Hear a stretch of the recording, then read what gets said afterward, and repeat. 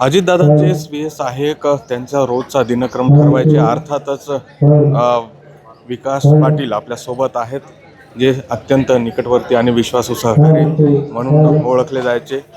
दादांच्या अनुपस्थितीत तेच सगळ्यांची संवादही साधायचे आणि दादांचे जेवढे निरोप आहेत, दादांना जेवढे निरोप आहेत ते त्यांना द्यायचे. सध्या विकास सर आपल्या सोबत आहेत. सर, खरं तर खूप भावना आहेत.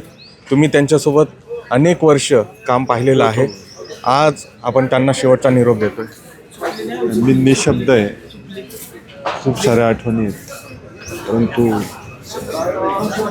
माझी श्रद्धांजली भावपूर्ण. काय आठवणी आहेत? दादांचा दिनक्रम तुम्ही बघायचे. साऱ्या आठवणी येतात. त्या अशा प्रसंगी इतकं वेदनादायक ही सगळी घटना घडलेली संपूर्ण राज्याला, देशाला, सगळ्यांना जे दादांवर प्रेम करणारे सगळ्यांना ही अशी घटना घडली कोणालाही अजूनही मान्य होत नाही. शेवटचं बोलणं कधी झालं होतं आणि काय सांगितलं होतं दादांनी?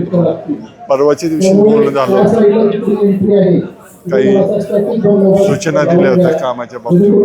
अपघाताच्या ठिकाणी अनेक कागद विखुरले होते, ते खूप व्हायरल होते. दादा शेवटच्या क्षणापर्यंत कामामध्ये व्यस्त असायचे. तुमच्याकडे सगळे जे दादांना निवेदन यायचे ते असायचे. काय प्रत्येक ते निवेदन वाचायचे का आणि काय त्याच्यावर तुम्हाला प्रत्येक निवेदन ते त्यांच्या डोळ्याखालून घातल्याशिवाय ते कुठेही कागद जात नव्हता. प्रत्येक कागदनी कागद, अगदी फाटका कागद असेल, चिरोट्यावर लिहून दिलं असेल तरी दादा ते स्वतः वाचायचे.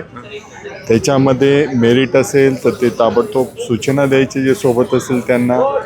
जरी तो कार्यकर्ता नसेल तर त्याला फोन करून परत सांगायचे की हे तुझं काम सांगितलेलं आहे. त्या बाबतीत कुठंही कॉम्प्रोमाइज करत नव्हते दादा कामाच्या बाबतीत. तुमच्यावर अनेक वेळा रागाव आल्याचे प्रसंग आम्ही बघितलेले आहेत. त्या पोटी प्रेम होतं दादांचं. दादा असं रागवून म्हणजे दादांचं प्रेम होतं सगळ्या स्टाफवर.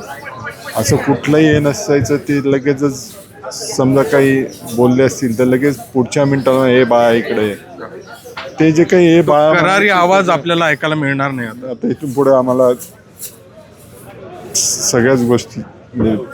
राज्याचं मोठं नुकसान झालंय, केवळ शहराचं किंवा एका नगराचं नाही. मी सगळ्यांचंच नुकसान झालं. कुटुंब मानायचे ते पूर्ण राज्याला. हे आपण सगळ्यांनी बघितलंय वेळोवेळी.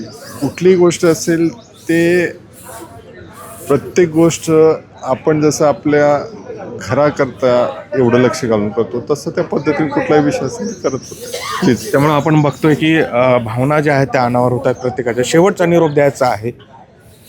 अजितदादांचे OSD विकास पाटील, ज्यांना दादांच्या सावली म्हणून ओळखलं जायचं, ते आता अशा पद्धतीनं भावूक झाले. अर्थातच अजितदादांना शेवटचा निरोप द्यायचा हे कुणालाही पटत नाही, पण तो जड अंतकरणाने द्यावा लागतो. सुरेश पाटील, गोविंद वाकडे, न्यूज 18 मराठी.